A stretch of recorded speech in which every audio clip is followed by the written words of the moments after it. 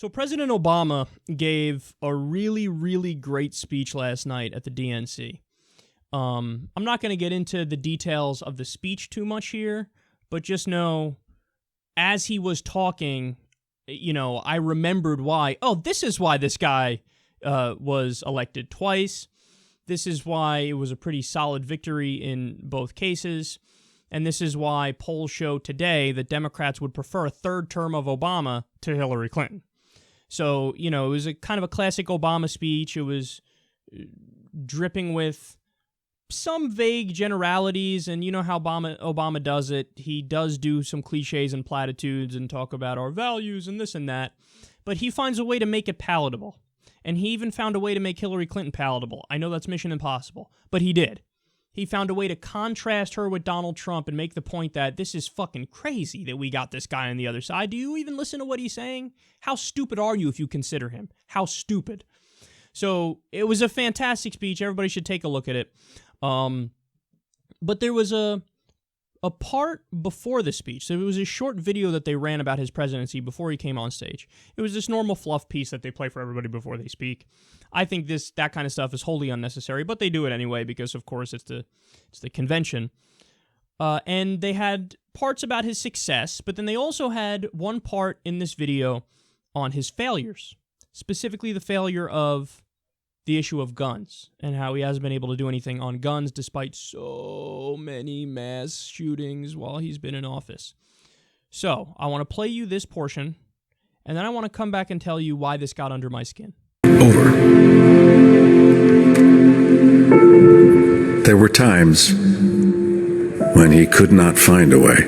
At least 14 dead, 50 injured after a lone gunman opens fire in a theater. There's been a shooting at a school in Newtown. This is the Sandy Hook Elementary School. There are reports of a shooting at a nightclub in Orlando where there were... I walk into the Oval. His head is down, and he hands me the speech, and he doesn't look up at me.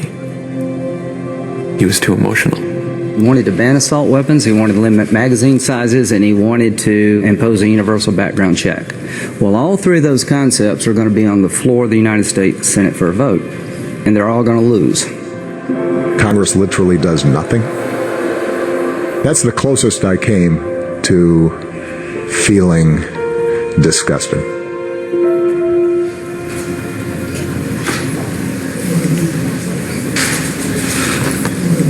Every time I think about those kids, it gets me mad. And by the way, it happens on the streets of Chicago every day. There's a part of him who thinks, I am in the most powerful office in the most powerful country on the planet, and I can't do anything to erase what just happened. We gather here in memory of 20 beautiful children and 6 remarkable adults. They were mothers and fathers. They were husbands and wives, sisters and brothers, sons and daughters, friends. He thinks of it in terms of if we're his son, his daughter, his wife. He actually feels the pain.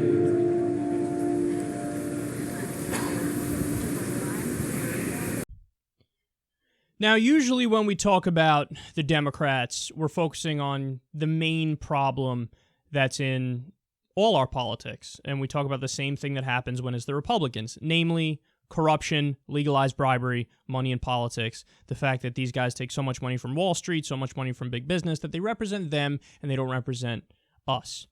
Now, this is an instance, the issue of guns, where there is no conflict of interest in Democratic funding. So when we talk about Wall Street, there is. And oftentimes they'll pick Wall Street over the average Joe. Here, the Democrats overwhelmingly take nothing from gun manufacturers and the NRA in terms of money and campaign contributions. So here you have an issue where they generally believe the right thing. Obama does want to get some sort of gun reform in there. Other Democrats do want to get some gun reform through. But why do they fail? Well, then you discuss the other problem with the Democrats. Even when they're right on something, which happens every now and then, they have no fucking idea how to achieve their goals, how to play politics, how to set the framing, and how to do proper marketing. And like Obama, he portrays it like, well, I did everything I could. I don't doubt that he thinks he did everything he could. And I don't doubt that other Democrats are like, well, we tried. Well, we did the best we could. But that is, I'm here to tell you, that's complete and utter bullshit. And if that is all you could do, fire every single Democratic strategist today. Now, what did they do? Well, there's been a lot of mass shootings under Obama. There's no denying that. So what happened? Well, after Sandy Hook, there was a lot of chatter, a lot of conversation. Oh, this is what's going to happen. You heard Lindsey Graham say it right there. Lindsey Graham was like, well, they're going to propose background checks, high-capacity magazine ban, and assault weapons ban, and they're all going to fail.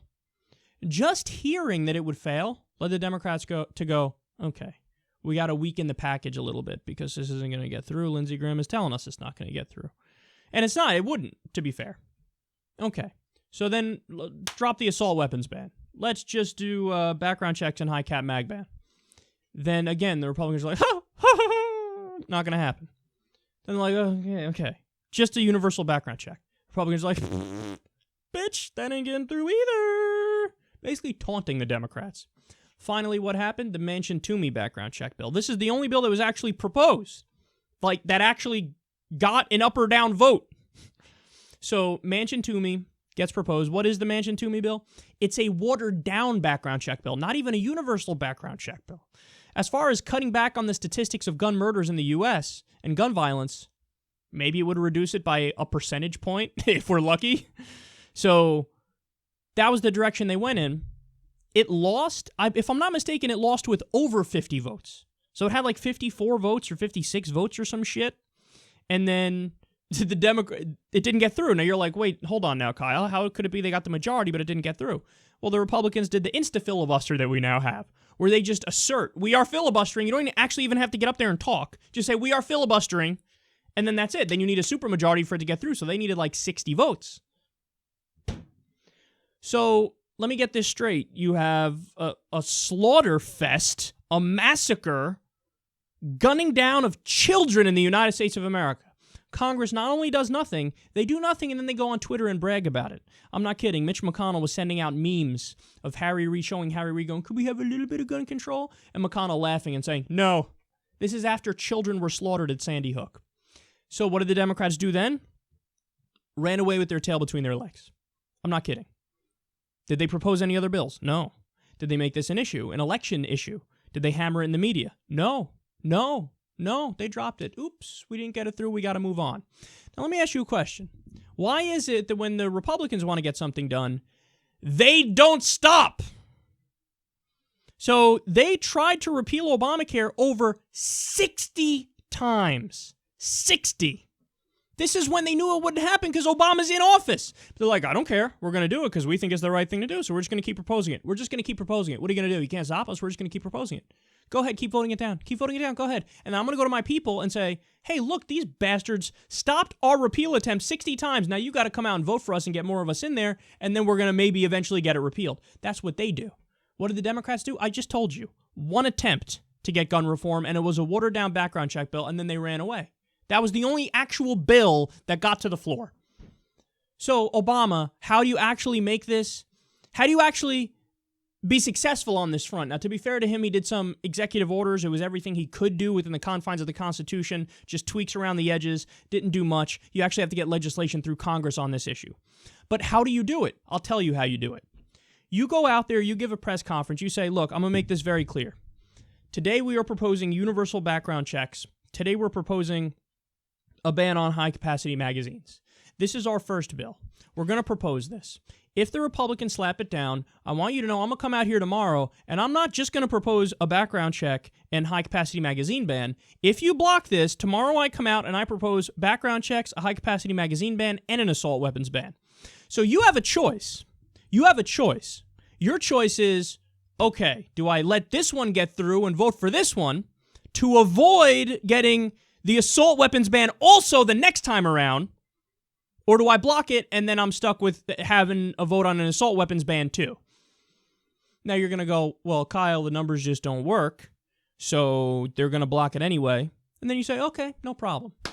So then you flood the media. You go, look, I'm being the reasonable one here. All the Democrats should be out on all the shows saying this. I'm the reasonable one here. Did you know that a universal background check is supported by 92% of the American people? That includes a majority of Democrats, a majority of independents, a majority of Republicans, even a majority of NRA members favor a universal background check. The only people against it in the country, the elected Republicans, the gun manufacturers, and the leadership of the NRA. Not the people of the NRA, the leadership of the NRA. So you say, I want everybody out there. Pick up your phone, call your congressman, call your senator, get involved, tell them almost everybody in the fucking country wants a universal background check on gun purchases. Do you want somebody with paranoid schizophrenia having a gun? I guess you do. Do you want somebody who's a 3-time former felon having a gun? I guess you do. Do you want somebody who's a fucking neo-Nazi having a gun? Do you want a jihadist having a gun? I guess you do. You don't even want a universal background check. How fucking stupid are you? How fucking crazy are you? How crazy are you? Why are you a fascist? Why are you a dictator? Why are you getting in the why are you getting in the way of the will of the American people?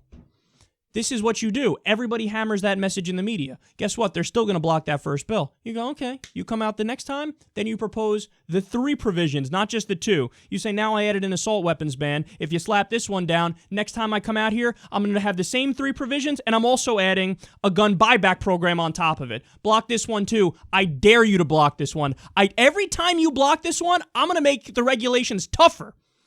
Now, okay, you want to keep blocking it? Keep blocking it. You're digging your own grave. Why do I say that? I'm going to make this such a big issue. I'm going to be out here on TV every single week. I'm going to have all my Democratic surrogates in the media there every single day to make the case that you guys are fascists. You guys do not give a flying fuck about what the American people want. I do. I'm representing them, and I'm trying to save lives, and you're getting in the fucking way.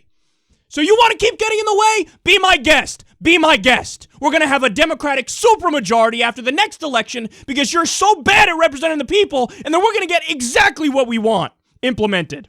So it's your fucking choice. You tell me, do you want to accept the universal background check and the high-capacity magazine ban or not? You tell me. Are you going to accept it or not? I'm going to make it tougher if you don't. It's on you. Don't be stupid. Save your career and vote for this. Save your career and vote for this. If you vote against it, you're done. Your career's over. You're a national embarrassment. You're going to be national pariahs. We're going to say, I'm going to go out there, I'm going to have charts with the gun deaths on it, and I'm going to have comparisons with other modern nations that have gun control. And I'm going to show you 32,000 people die every year in the United States right now from gun violence. 11,000 of those are gun murders. If we do our reform based on other countries where they have similar reforms, we're going to save thousands of lives. You're against us? I guess you're for those thousands of lives dying. Why are you a terrorist sympathizer? Why are you a murder sympathizer? Why don't you care about the American people? Why are you a fascist? Why are you a dictator? Why don't you care about the will of the people? Why are you so bad at this? Why are you so bad at this? So you go out there and you make the case and you hammer it home and you're going to win. If you don't win right now and they don't vote for it, well, then in the next election cycle, you made this such a big issue and you painted it so clearly and you showed how fascist and dictatorial the Republicans are. You win in a landslide in that. Eventually, you get your supermajority and then you do whatever you want. Don't tell me you can't win, Obama. You just don't know how to play politics. You don't know how to twist arms, man. You don't. And there's so many other examples of this too. You don't. You don't know how to twist arms. It's time to learn how to twist arms. It's time to learn how to message. It's time to learn how to hammer it home. And you're good when it comes to campaigning. Like I just said, the speech he gave last night for Hillary, very good speech. When it comes to campaigning, he's pretty good. When it comes to governing and doing all this stuff you need to do behind the scenes and flooding the media with your message and letting everybody know, hey, this one isn't a debate. There he fails because he thinks, well, I can get everybody to come together and I can do this and that. No. They're not interested in what you're selling. You have to make them interested in what you're selling. You have to give them an ultimatum. So that's how you do it. That's how you do it. But don't hold your fucking breath, man. Don't hold your breath. 92% of the American people are for a universal background check. Over 50% are for a ban on high-capacity magazines. Even over 50% are for the assault weapons ban at this point. We don't get any of it. Now, finally, let me just say this. The Democrats came close recently. They did. They did the Democratic sit-in. You remember that? Where they, we need to sit in and try to change things. Now, what were they pushing for in that sit-in? Well, one was a background check, universal background check. Great. The other provision they were pushing for was to stop people on the no-fly list from getting guns and the terror watch list. There's a problem with that provision, as people have rightly pointed out.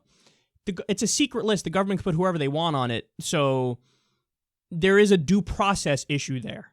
So, in my opinion, maybe that provision should have been dropped. They should have done the sit-in for a universal background check, a high-capacity magazine ban, and maybe an assault weapons ban too, or, just a few provisions that are strong, but they didn't go strong. They went weird with the due process questionable provision and the provision for universal background check, which that one I totally agree with.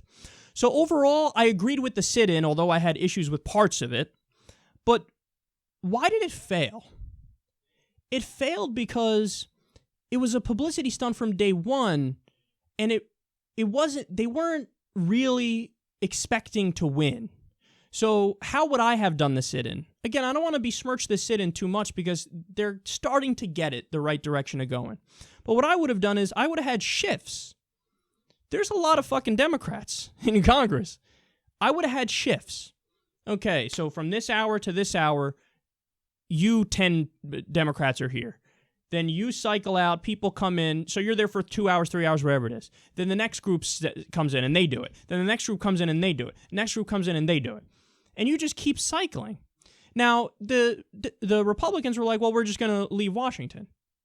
But then they're opening the door for you. The Democrats view that as, okay, I guess we're gonna have to finish it now. They wrapped it up after like 48 hours. That's it. No. What you do is you say, be my guest, we're still going to be here. You want to gavel out? Go ahead, big guy. We will literally be here until we get a vote on this, but also I'd argue until we pass it. So this is on you. The Democrats will be in here and we're not going anywhere, and we'll keep coming in and out in cycles until something gets done. Guys, it could be the case that right now there would still be people there. But there's enough Democrats where if you cycle it and you have people on the floor for 2 or 3 hours at a time, just 10 people at a time, you can keep that going forever. Because each individual Democrat is coming in every other day, something like that, every day, probably not every day, but like every other day somebody's coming in there. Why would you not do that? If you fight, keep your eye on the prize, man. It's not just the publicity that's the good thing. That helps because then that helps you win in re-election if you frame it right. But to really win and have a flawless victory in Mortal Kombat terms, keep your eye on the prize and don't stop. You started the sit-in, don't stop until you get it. So this is how you play politics. It's a shame that they really, really, really, really, really don't know what they're doing. And as a result of that, people are dying. I mean, don't get me wrong, it really is mostly the Republicans' fault because they block everything because they're bought by the gun lobby. But the Democrats can achieve on this front. They just need to get their strategy right.